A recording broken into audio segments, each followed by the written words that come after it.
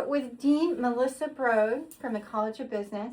She was going to say hello and I cut you off. I cut her off, but thank you. Thank you for having me, Dr. Green. And we are doing an Ask the Professor. And if you don't know, Melissa is very, very well traveled, and we talk about travel all the time. So I invited Melissa over to talk about travel. And specifically, not only do we have a program in Germany, or you could do Argos on the Rhine as well, but that's whatever for that. But let's talk about your travels. Let's talk about your favorite place. Let's talk about your philosophy of travel. Let's just, you go. We're asking the professor, what would you like to share with the 50 plus students? Well, my favorite place to travel is Germany. I was in the military and then married to somebody in the military for a period of time. And so I sort of really grew a passion about travel through that, and had the privilege of actually living in Germany for 4 years in the 1990s. I was very young. I didn't know a lot, but it changed me. I think, the first couple of months I was there, it took me a little while to adjust and figure out that it was a different culture and to really appreciate some of the things that they did. But after that first year, really loved it. And so the next 3 years kind of flew by. And we actually tried to stay another year in Germany, but at the time the military was shrinking down and we were kind of sent back to the U.S. But it really planted the seed for me to want to continue travel. I spent a lot of time in Europe, of course, not really much in Asia. I was technically stationed in Turkey for a year, which is one of the few countries. It might be the only country that's actually on two continents. So it's European, but it's Asian. I would say it's more European, though, to me, particularly where I was. So I haven't done a lot of Asian travel, and I haven't done a lot of South American travel either, but it's kind of on my list of things to do. Why do I like travel? And actually this ties into what you said in the beginning about the study abroad. I think it really does give you a global perspective. I think it helps you understand people better. It helps us understand kind of our little piece of the puzzle to the world. But I also think when you're watching the news and you're seeing things happen, it changes how you think about those things, because you've visited those places, you understand what's going on, and you have a bigger connection to people. For example, when I think about Germany, what do I like about it? They're very organized and structured. You cross the street when you're supposed to. You ride your bike where you're supposed to. And then I asked my German friends, why is that? And they were like, well, why wouldn't you, Melissa? Right? And we know if you've ever traveled to New York City or anywhere else, it's complete chaos. If you go to Italy, it's complete chaos. But, the Germans are very, structured and rule abiding, and that's been one of the things. But also the things I like about them are the slower culture. When you have a meal there, you're not rushed. And so when you sit down, it's your table. And in fact, Americans can get very frustrated over there because we're so used to coming in, being sat down, ordering our meal, being checked on 10 or 15 times, getting our check before we're even done our meal and getting out of there. Not the way it is over there at all. Really, they're like, come in, we'll check on you initially, order your food, and if you need us, kind of wave us down. But otherwise, we're going to leave you alone. We would be horrified waving somebody down in the United States. For them, it's very normal. And I have to admit, I have to get out of my comfort zone for that, because that's not me at all. I'm not like, hey, I really, but you learn to over there that if you, if you've finished your beer and you want another one, they're not mind readers. Kind of just get their attention and order yourself another beer. But I think because of that, when I came here to UWF, our Dean Emeritus, O'Keefe, also another passionate traveler, had actually spent 5 years at Brode University in the Netherlands, said we need a study abroad. And we talked a lot about it. And he said, what is it that travel did for you? And I said, of course, it changed my perspective. It made me see the world differently. And it really just planted that seed for the passion of travel. And so we started up the study abroad, and we had a couple things in mind with it. One was to provide kind of a safe mechanism for students to travel. Like if you think about international travel, it's so intimidating. Got to get a passport, got to figure out your planes. What do you do when you arrive and you don't speak the language? How do you get around? How do you even order food? Where do I find the bathroom? I mean, all these things that seem silly, but when you're traveling, it's very overwhelming. And so we were trying to provide a way that students could do international travel in a group setting that they wouldn't have to worry about some of those things, so they could kind of learn them on the fly. But the other thing was to make it affordable. Dr. Hawkins, our economics professor, will be very mad at me for saying this because he tells me I do not use the right term, but we underwrite that trip. So we essentially try to take what would amount to a $5,000 trip and cut it in half, and we kind of subsidize the rest of the bill. And so for 12 days of travel, plus your flight, plus your hotel, and all these things you get to do, we make it very affordable, around $2,700. And so, yeah, you probably almost couldn't get the ticket and even a hotel for that. And then we just build in, of course, it's a study abroad, so you've got the academics where you're getting credit for your courses, but you're also visiting some amazing businesses. And we go to Lucerne, Switzerland. We go to Strasbourg, France. Of course, we're in Germany. And it's just really a great team building exercise. And what we found out is when we get the surveys back from those students, it's been transformational for them. And I think of all the things I'm probably proud of here at the university, continuing to operate that program is probably one of the biggest things, because I do feel like we've changed students' lives and how they think about travel and how comfortable they feel like traveling. Because usually after the first 2 or 3 or 4 days we're over there, our students are comfortable in public transportation. They're comfortable going out to a restaurant. You know, they just feel comfortable moving around, and kind of get that sort of, that intimidation kind of passes for them. So now you're going on to the marketing side. Let's go back to the Melissa side. All right. So where specifically, because there's a couple of things I do have to say in my mind when you're talking. Where was that?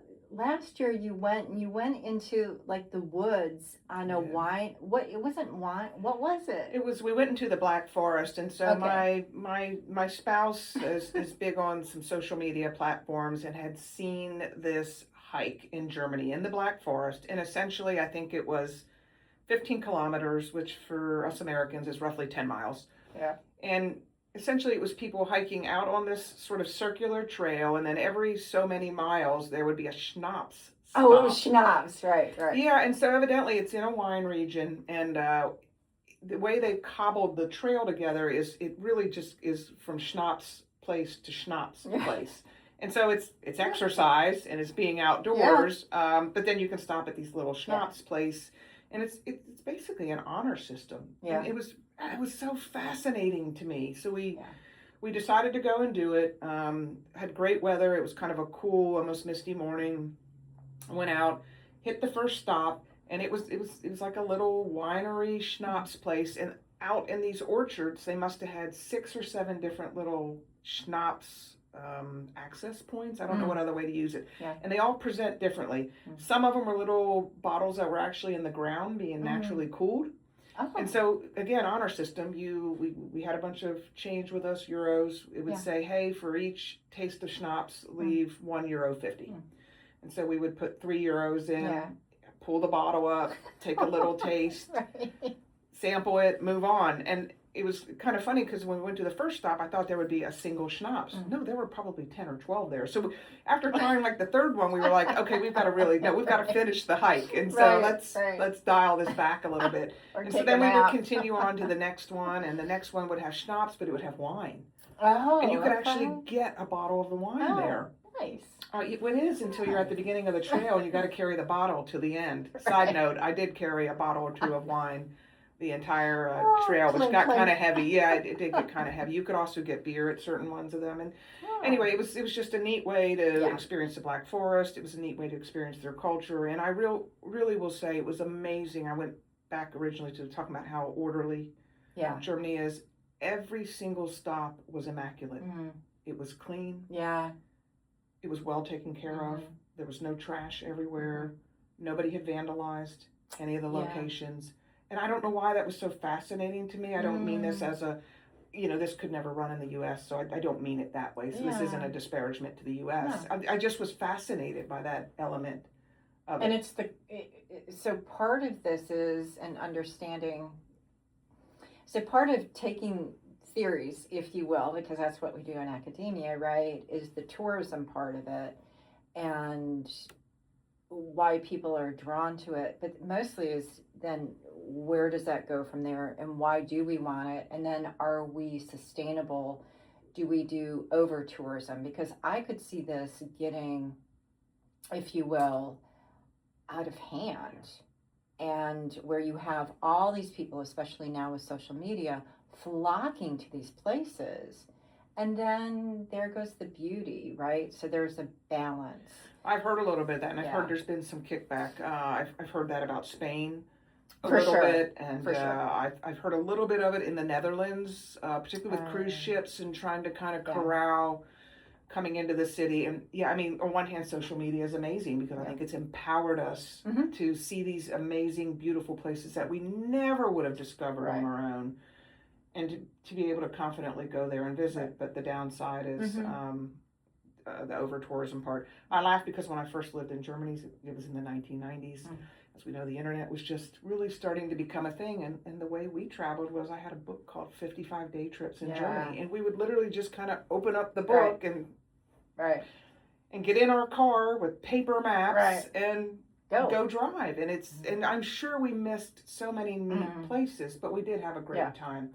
So it's a double-edged sword. Yeah, and I do. So there's a couple of questions, because I always say it's about 10 minutes, and I'm sure we're at about 20 minutes now because we could talk about this. You got me, so sorry about that. Just a couple of questions, though, I would like to ask you. You've done a lot of traveling. You've seen a lot of the world. What do you think is the biggest hesitation of why people don't travel? And is there a way to overcome it now that you've seen it, you've gone through it? And I always call it the journey, right? Like, I can explain to you about the hotel, but it's really the journey, it's the reservation, it's the reviews and all of that. So that's what we're studying now, and students are being exposed to. But getting back to, you understand what I'm saying? There's like obstacles in our heads if we've never done it before. So what are some, because originally when I said, what do you want to talk about? You said, just go. That's actually on my door. What's your advice? Yeah, I mean, I think of a couple of obstacles. I mean, I think it's a fear that we're going to be in a culture where we feel uncomfortable. For example, Germany for breakfast eats cold lunch meats. They eat rolls, sometimes eggs, but it's not really. And, for some, we kind of prepare our students when we do the study abroad saying, this is what they eat for breakfast. And that's perfectly normal here. And for the time we're here, this is what we're going to have. And so I think some of it's just pre-preparing your expectations. At learning about the culture and having some kind of understanding about what are the normalcies for there, because I think nobody wants to travel to another country and offend somebody. And so you want to be aware. Tipping is a whole other thing. In Europe, there doesn't tend to be the tip culture that we have. But likewise, when Germans travel here, the biggest question I get is, I don't know how to leave a tip, Melissa. I'm so intimidated. I don't want to do something wrong. So I think there's that piece of it. And then I think there's just the part about not being able to get around, not understanding how their system works. How do I get from point A to point B on the train system if I've never ridden a train? How do I use the public transportation system when I would never do that in the United States? I don't even know how to buy a bus ticket. And so there's those things, and you can learn about those things. I will say the best way I've learned is to actually make mistakes, which I've made a lot. Interesting, and I don't mean, and I'm not trying to market our study abroad, I promise. But one of the things we teach our students is it's okay to get on public transportation and realize you're going the wrong direction. Because all you do is get off at the next stop. I would say, but make sure you get off. Yeah, get off at the next stop, get on the other side of the street, ride it back the other direction. It's happened to all of us, including me as a seasoned traveler. I have absolutely gotten on wrong trains, wrong buses, wrong trams, walked the wrong way in cities. I mean, Google Maps and technology has helped with some of that. But inevitably, and look the wrong way though. Like in Asia, when I was in Singapore, I'd always be looking the wrong way. And but the other thing I will say is, don't overplan your trips. Some of the best activities, some of the best views, some of the best experiences I've ever had was because I actually just walked into a place and had a beer at a bar and talked to some locals and got some advice on what to do. and left some time to do those experiences and ended up seeing some of the most amazing things and some of the best, like I said, views, some of the other things, because we didn't over plan and do the over touristy things. Yeah. I mean, of course, if you go to Paris, you want to see the Eiffel Tower and you want to see the Louvre, and there is nothing wrong with that. Right. But most people will tell you after that, you need to get out of that area and kind of get out and go see some other things. It's the same with wherever you travel. Right. Local people are amazing. Their recommendations are amazing, and I think you'll have a better time if you do that. And don't be afraid. I mean, you can get lost in the U.S. We don't panic, right? Right. We just figure it out. And again, with technology today, it's a little easier to correct than the old days of paper maps. So then the last question that I have for you, what is what has been your favorite place to go to? That's such a hard question to answer. And to pin it down to one, of course, I've spent a lot of time in Germany. It's almost been like a second home to me. Lived there for 4 years, as I mentioned, and then through the program that I have here at the university, I've had a chance to go back. I've had a partnership with the university there for more than 20 years, and I would say my partners are more friends now than colleagues. Yeah. So there's that piece of it. So when I'm in Germany, I feel at home. You know, when I land, I just feel like I'm back at home, just like when I land in the U.S. Yeah. I've also, like I said, I've formed other good friendships and relationships, so I like going there too. But Europe as a whole, to me, I had a great time. I still have a lot I want to see. I actually want to start moving into the Eastern European side, which I haven't had a chance to do. I recently had a colleague that went to Poland. Yeah. And they did that because they have some familial lineage there and really wanted to see some things firsthand and had an amazing time, particularly in Krakow. So I was telling my spouse, maybe we need to kind of get some of those locations, which even for me is a little out of my comfort zone. It is. I am not comfortable in Eastern Europe. I've never traveled it a lot. Right. So I'm going to get out of my comfort zone too and do it. You know, it's funny, when I taught in Prague, I remember being on a tram, but it goes to being out of your comfort zone. This is what has reminded me. I thought, like, I studied things. I wanted to make sure, because I had students with me, I counted how many stops, right? So that was my trick, because you look up and you think you see the right thing, and their language is so hard. It's hard. So going to Eastern Europe, and then it wouldn't sound like it looked. Yep. And that is the most intimidating, although Prague is so close to my heart and I love Prague. But that would be the intimidation of any of those Eastern European, is just not knowing the language. Okay, so we've learned about you, and I'm going to give a plug because we're going to stop, and I'm going to come back. Oh, have I been in the picture? So I'm going to give a little bit of plug, which I kind of didn't do before, but as Associate Dean, Melissa is also the director. Is it director of MBA? Is that your fancy title? So if you're thinking about going on, because I know that we have mostly general business students, we have all different students from our college in here. If you have any questions, we have an amazing MBA program, and I highly recommend that you either think about it, continue with it, number one. Number two is that you think about our study abroad programs at the undergraduate level. Is there when is the cutoff for that? I think it's coming up in December. Okay, so it's coming up. And in all seriousness, if you don't know about it, number one, we need to market it better. We do. But number two is that just reach out, because we have two fabulous professors that put that on, and you get, it's for credit. It's not just going and traveling. You learn a lot. So I'll put a plug in for that, Argos on the Rhine, and then the MBA program is such a cool thing. You're welcome to reach out to me about either of those, and I will make sure you get some information on both of those. Study abroad, MBA program, 100% recommend. Yeah, she's amazing. So thank you, Melissa. Appreciate it. Thank you, Dr. Green. Appreciate it.